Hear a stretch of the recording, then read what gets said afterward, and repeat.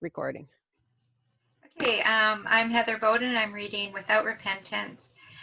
This chapter is called The Advents of Sasquatch and Falcon. The book is about a boy who learns how to, loses his wings, but learns that he can fly without them. This excerpt is a background on people he will meet on his journey home after escaping his captors. The village children played along the natural turn of the land, where the horses grazed and the cedar, spruce, and pine forest overlooked their enterprise. In the field, a good sprint from the village and the same distance to the forest, there stood a great rock. It was a granite conglomerate embedded with black and white quartz. The mixed quartz made floral patterns that glistened in the sun's rays. The rock stood out as a forgotten passenger awaiting the world's next ice age. For the small humans, it was evermore a constant cynosure in the turning light of day. Here the older children would climb atop the boulder and create a lookout, or a throne, or a fortress, and assume varieties of pleasurable and grandiose imaginations while gloating over the smaller ones on the ground. Marie had just had her 11th birthday, and she was the first to get atop the great rock after morning breakfast and chores. Here she would take a moment to survey the world around her, from the camp to the ocean to the forest line. She could see the docile horses in the field clustering together over a shared blanket of fresh clover. They altered between nipping at each other's flanks with lazy pleasure while nosing out a sweet bouquet of white, pink, and red blossoms. Marie saw first. The creature stepped out of the woods like a shadow escaping the darkness. He was cloaked in a reddish-brown garment and had a large rope drum across his back.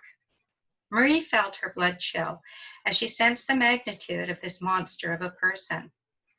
For a moment, he stood towering in front of the familiar forest of trees. His size made them appear as though they were only bushes. Then he was walking, but walking faster than a racing horse and approaching her rock with great expedience. As he neared her perch, she realized he was naked, and the cloak was fur, and the drum was a hollow tree stump. Inside it was an infant child of his kind. But then, as the creature drew nearer with the stealth and speed of a plunging hawked prey, she saw pendulous breasts cloaked in hair, and in that frightful instant, her understanding dawned as daylight, while her astonished eyes beheld a mother and a child. Marie screamed. It was a shrill scream, a terrified scream of a child about to be swallowed by a monster. The villagers heard her and came running.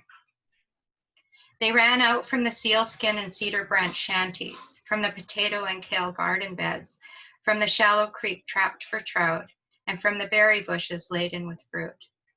The mothers and fathers and sisters and brothers ran hard and fast to the great flower rock in the middle of the field. It was in this way that Sasquatch came to the new channel of people. She had a child the size of a wild boar and covered in the same reddish hair. The monster mother had moved the infant from the carry drum and placed it on her shoulder. Then, as the village raced toward the rock, she turned her back and waited.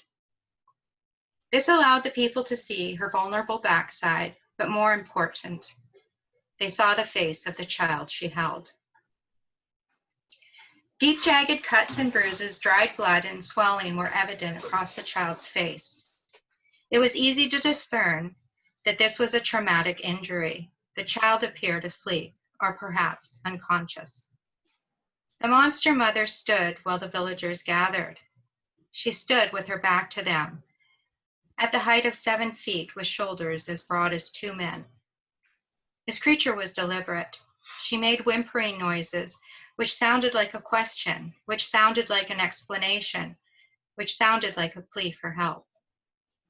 Sophie, Marie's mother, spoke. "Hello, my friend. Welcome to our home." The mother monster repeated her whimpering and questioning sounds. Sophie interpreted the heart of one mother to another. "Your child is injured. You need help. We can help you." At this, the towering creature turned slowly and purposefully. Her eyes swept across the gathering of the small village, about 25 in all.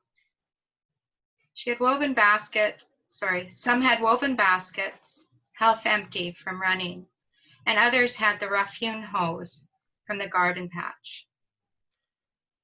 She stood for a long moment. A sorrowful whimper rose up from her depths, and she shuddered. In a gentle sweep, she turned the child into her arm and kissed its head, careful not to touch the injuries, and then she fell to her knees. The ground shook, and Marie thought she would fall off her perch. The immobile child was laid onto the dew-kissed grass. Marie thought she saw tears glistening in the monster mother's eyes. And just as quickly as she arrived at the rock, she moved in swift strides across the meadow, disappearing into the shades of the watching forest. So we're moving ahead in time. That was years ago, and Marie was now a mother herself. Sasquatch Shale remained her close companion since the day at the rock. He still wore the scars on his face from the childhood injuries. She still began each morning on the rock, and each day Shale joined her, standing 8 feet tall next to the flower rock in silence. These days were marked by the earth trembling and the sky raining fire and smoke. An ill wind swept across the meadow grass, and the horses were uneasy. The sun was just rising from a forest shrouded in mist and smoke. The red and orange streaks across the newborn sky were vivid and foreboding. It was this morning that Marie saw the bedraggled parade of children emerging from the eastern forest into the meadow. Marie saw them first. In front of the small troop trudged a girl with a mass of tightly curled hair rising up in a dark halo, backlit by the morning's spectral light and illuminating her determined countenance. Her appearance was all the more striking as she carried a magnificent bird of prey on her left shoulder.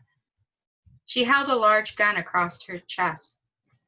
Her legs were bare, and she wore dark boots that rose over her knees. They seemed to lift her off the ground. Children with smaller weapons and boots followed behind her and flanked others in the company who dragged along makeshift sledges.